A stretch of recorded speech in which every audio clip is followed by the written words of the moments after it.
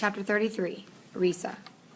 For Risa, the first days in the graveyard are harsh and seem to last forever.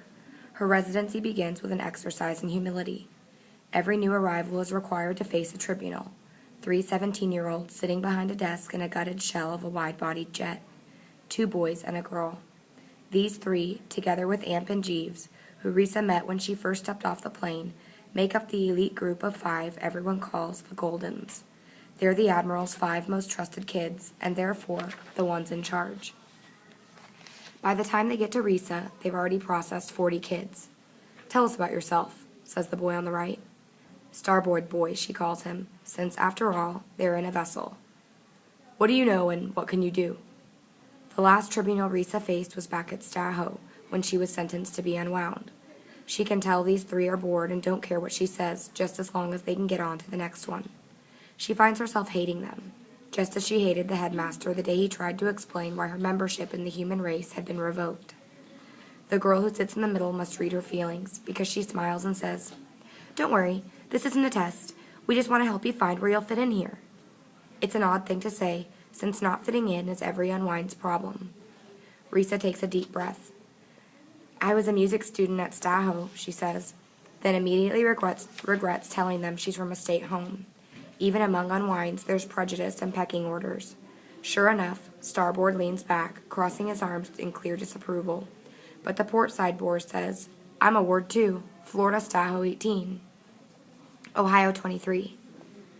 "What instrument do you play?" the girl asks. "Classical piano."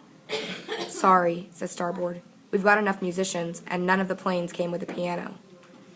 "Survival has earned me the right to be respected," Risa says. "Isn't that one of the Admiral's rules? I don't think he'd like your attitude." Starboard squirms. "Can we just get on with this?" The girl offers an apologetic grin. "As much as I hate to admit it, in the here and now, there are other things we need before a virtuoso.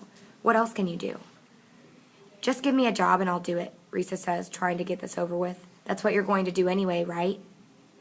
"Well, they always need help in the galley," says Starboard, "especially after meals."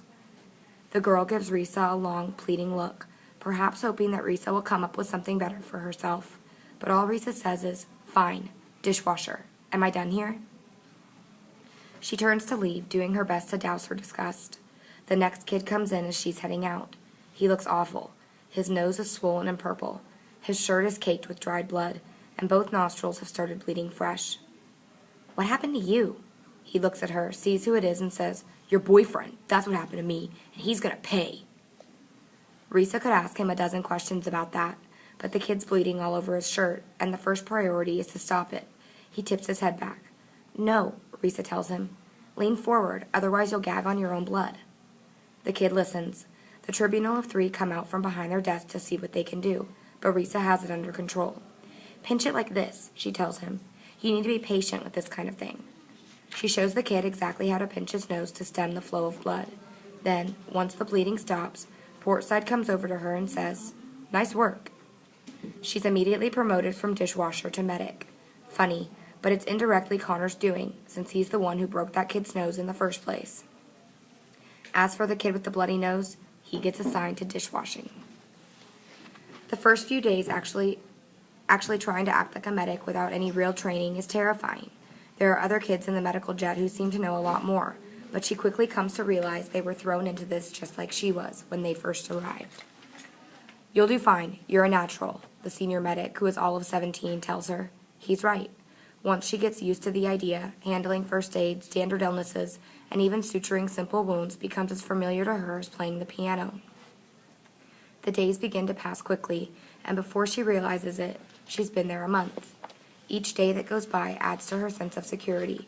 The Admiral was an odd bird, but he'd done something no one else had been able to do for her since she'd left Staho. He'd given her back her right to exist.